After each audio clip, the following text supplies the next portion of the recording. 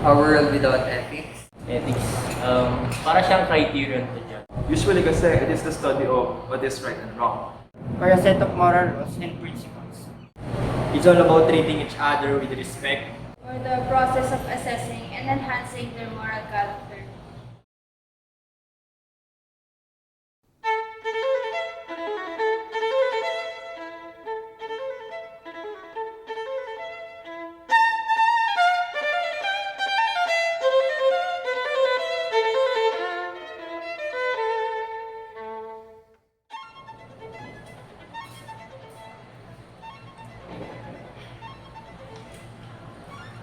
Okay, good afternoon. Could you kindly introduce yourself? Good afternoon, my name is Vita. I am 20 years old and I'm from Manila. Sure, I am recruiter Ipadero, 20 years old, from Maynila. My name is John Leslie Conana. I am 20 years old and I live in Condaco. Hello, my name is Xavier Lai. I'm 20 years old and I live in Manila. Hello, my name is Narcishow 19 years old from Manila. I am Edmer Burton Canes, 18 years old from Paranaque.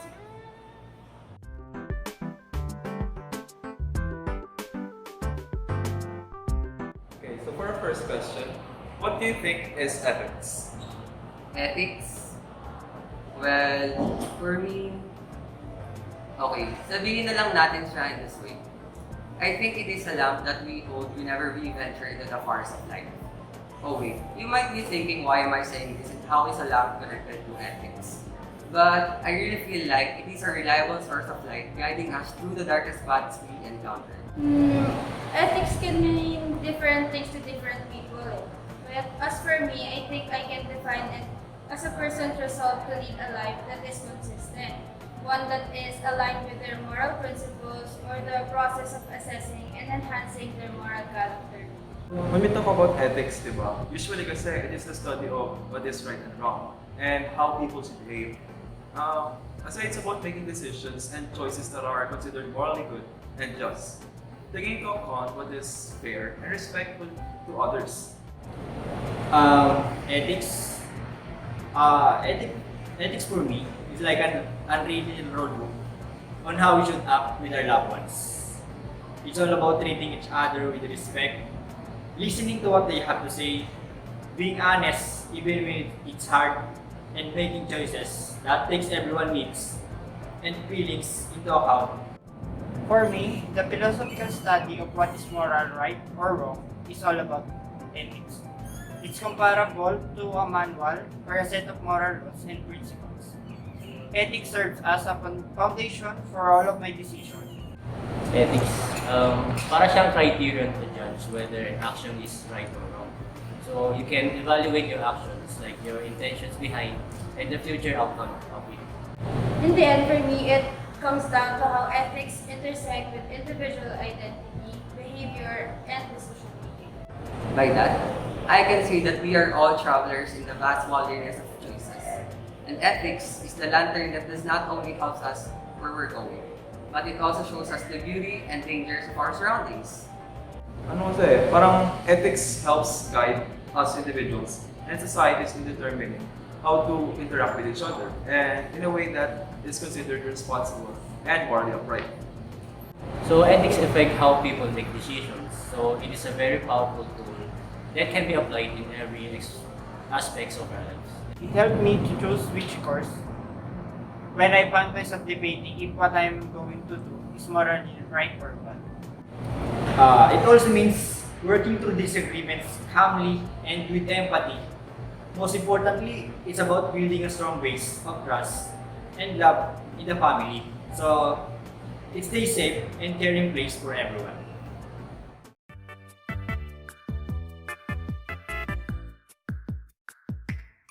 What do you think the world or life would be without ethics? Tingin ko si without ethics in family life, things could get pretty chaotic, right? Kasi, tignan mo, imagine a world where in families, there's no respects, it's all lies, and no one cares about each other's feelings or needs. It might lead to constant fights, relationships falling apart, and lack of trust. Families might break up and people would feel alone and hurt. So, ethics in family life is like the super glue that keeps everyone together, making life more loving and supportive. Well, life without ethics among peers would result in betrayals of trust, respect, and meaningful relationships. Without those ethical guidelines, people would be more likely to act in self-serving ways, potentially betraying or taking advantage of one another. This would lead to a lack of trust among peers, making it difficult to rely on one another. So, genuine friendships and meaningful connections would be inadequate, as these people alone would not have a shared moral foundation to navigate their interactions. I believe that society without rules or standards, people would act solely based on subjective evaluation, leading to a collapse in societal ethics and religion. We argue that ethics and religion are intertwined, and without one, the other would naturally cease to exist, as both provide guidance and morality and values. Feel ko, a world without ethics would be colorless. It would be a dark place void of the rays of light and vibrant hues of moral guidance and principle. As I always believe, ethics is a symbol of light that shines upon us whenever we feel lost. Whenever we feel lost from choosing what we should do and how we should live our lives. In our schools specifically, I believe that while knowledge and skills are important parts of education, ethics is what gives education its true heart. Ethics play a salient role in guiding our educational journey, instilling values, and shaping our moral characters. I believe in it. I firmly believe that without ethics, education loses its soul.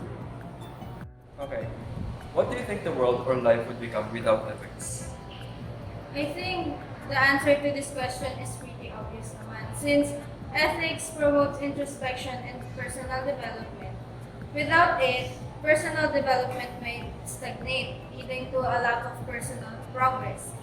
The way people behave around others is frequently governed by ethical principles. Without these, interpersonal relationships may suffer from a lack of understanding and trust, which may cause moral standards to deteriorate within society, which may have greater consequences.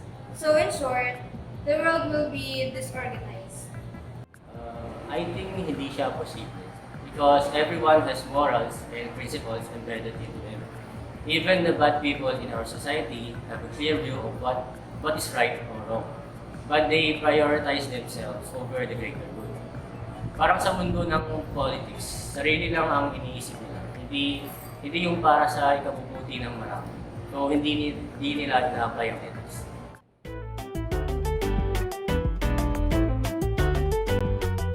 Okay, so for the follow-up question, is it ethically justifiable for politicians to make promises during their campaigns that they later don't fulfill once in office?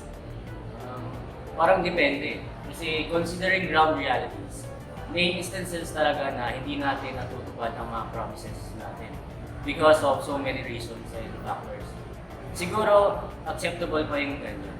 But for politicians to make campaign promises that they do not intend to fulfill once in office, ibang usapan na yan. That will absolutely be not ethically justifiable. Kasi that is straight up lying to the citizens. Follow-up lang. If you witness your friend engaging in unethical behavior, even in minor instances, should you choose to overlook their actions, or is it your moral duty to address and confront their behavior? Actually, ignoring such a behavior might enable it to continue or escalate, potentially harming others or their own moral compass. While addressing the issue, should approach the conversation with empathy, understanding, and a desire to help make better choices, which can strengthen your friendship and encourage ethical growth. To follow up, have you ever found yourself in a situation where your actions do not align with your personal beliefs? If so, how did you address or navigate this conflict? I believe we all find ourselves in this kind of situation every once in a while, di ba? During these times of ethical dilemmas, I make sure to consider my personal values, principles, and the potential consequences of whatever decision I may choose during these situations.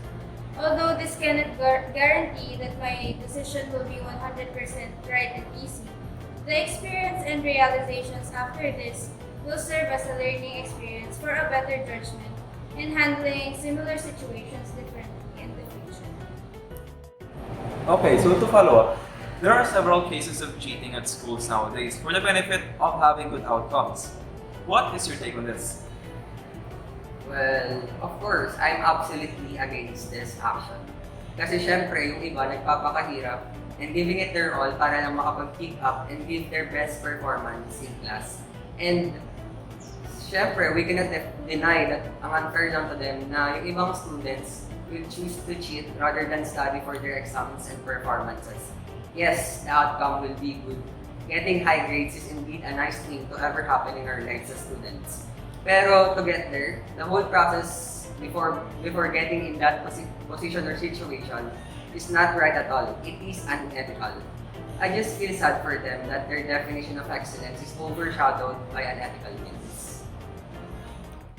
Okay, so to follow up, family members sometimes engage in morally questionable actions for quote-unquote protection or for the sake of their family.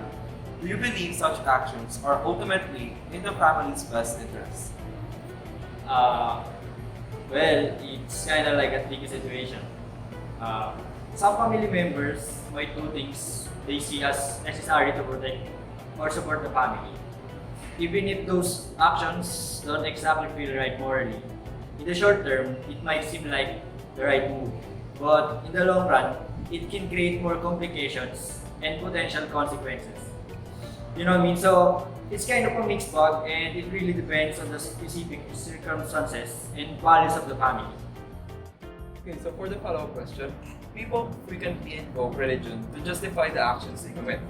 When do you think this becomes an inappropriate course of action? I think it goes overboard when people use religion to commit selfish. For example, there are people who orchestrate other in the name of religion. They take sacred texts out of context, twist it to fit narrative, and use it justify inappropriate acts.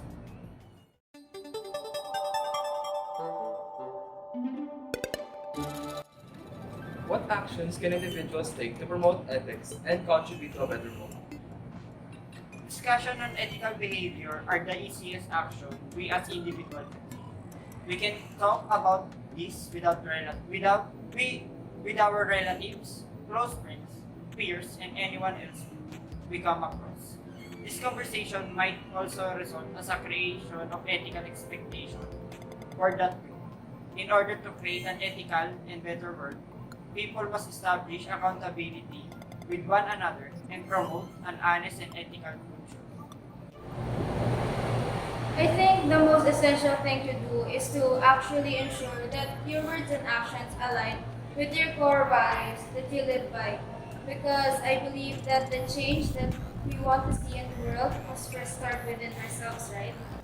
Siguro, yung mga schools, dapat silang magbigay ng high priority sa ethics. Kasi pansin ko rin na parang nowadays, init na talaga siyang i-focus. Marami nang nangyayaring bullying, cheating, plagiarism, vandalism, and many more. Pero feel ko rin na yung mga individuals shall also play their roles in their school premises. They should start living up to the idea of ethics because I firmly believe that when one starts upholding ethical principles, magsiset yun ng powerful example for others to follow, which will then make a positive impact or a positive domino effect.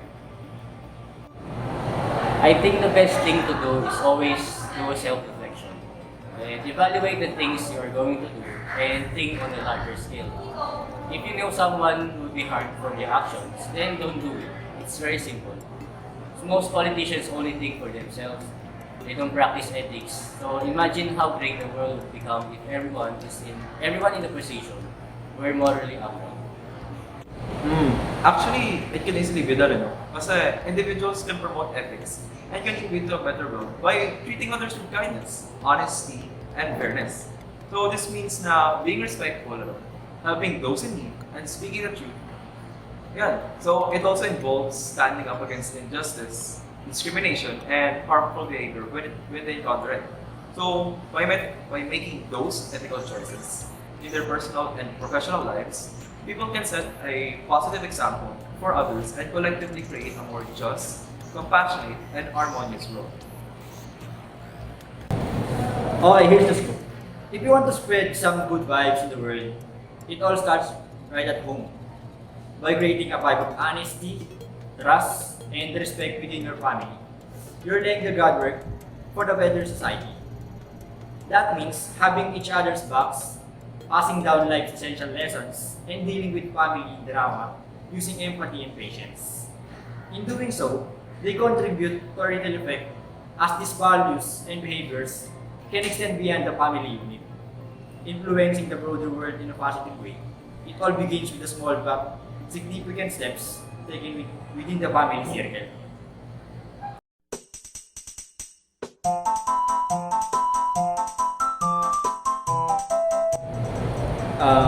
Sa mga makakapanood nito, gusto ko lang sabihin na be good, do good. Treat others how you want to be treated. Keep it real, keep it kind. Hindi natin basta natin tawagin na lang yung ethics. Kasi ethics is essential because it forms the foundation nga of our moral compass, guiding our actions and decisions. My message for everyone is ethics and religion coexist. Saying that you are religious without knowing what is objectively good does not make you a religious person. Doing what is morally right and choosing the objective good at all times is what makes you a good person. Ang message ko lang is always put yourself in others' situations before taking any action. And just follow your conscience. It can guide you. And we all can do better and each of us can make a difference. Like my motto in life, my only message to you guys and of course to the world is to be kind. This phrase may be too short, but I think and I firmly believe that it is powerful. Siguro remember that your ethical choices not only define you, who you are, but also influence the world around you. So make an effort to uphold honesty and fairness, practice empathy, and live by your values.